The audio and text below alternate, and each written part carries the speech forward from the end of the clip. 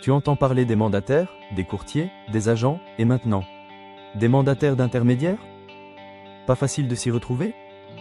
Dans cette vidéo, on va clarifier ensemble un point souvent mal compris en BTS Assurance, le rôle et les missions d'un MIA, c'est-à-dire un mandataire d'intermédiaire d'assurance. Tu verras ce que c'est, ce qu'il a le droit de faire, et surtout les obligations légales à respecter.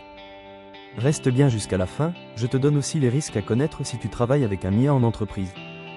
Petit rappel sur les intermédiaires d'assurance, il existe deux grandes catégories d'intermédiaires, les courtiers et les mandataires. Le courtier, lui, travaille avec plusieurs compagnies. Il agit pour le compte du client et cherche la meilleure offre du marché. Le mandataire, au contraire, agit pour une seule compagnie. Il ne vend que les produits de l'assureur qu'il représente. Exemple, un agent général est un mandataire d'assurance. Un concessionnaire auto qui propose un crédit est un mandataire en banque.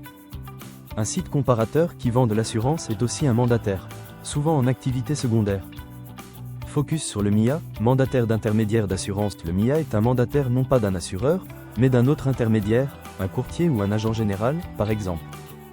Il ne travaille donc pas en direct avec une compagnie, mais avec un intermédiaire principal. C'est un statut apparu avec la directive européenne de 2002 sur l'intermédiation. Le MIA peut être une personne physique, un individu, ou morale, une société, mais dans tous les cas, il doit être immatriculé à l'ORIAS, répondre à des conditions de capacité professionnelle et d'honorabilité, et, dans certains cas, avoir une assurance responsabilité civile et une garantie financière.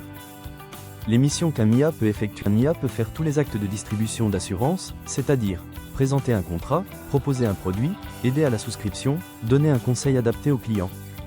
Mais attention, sauf exception très encadrée, il ne peut pas gérer un contrat, résiliation, modification, sinistre. Et il n'est pas propriétaire du portefeuille.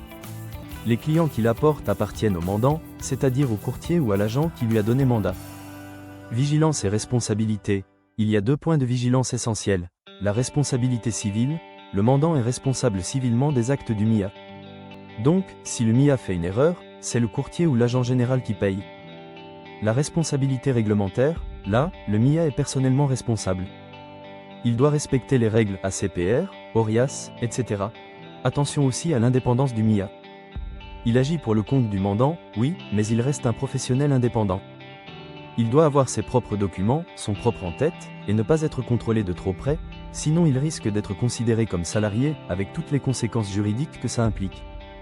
En résumé, le MIA est un mandataire d'un intermédiaire et non d'un assureur.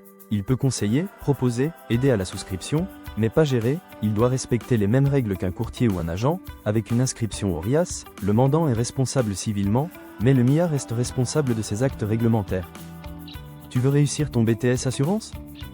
Télécharge gratuitement notre e-book avec fiches de révision, quiz et cas pratiques. Le lien est dans la description. Abonne-toi, like la vidéo, et active la cloche pour ne pas rater les prochaines vidéos. Et dis-moi en commentaire, as-tu déjà croisé un MIA sans le savoir? Partage ton expérience ou tes questions.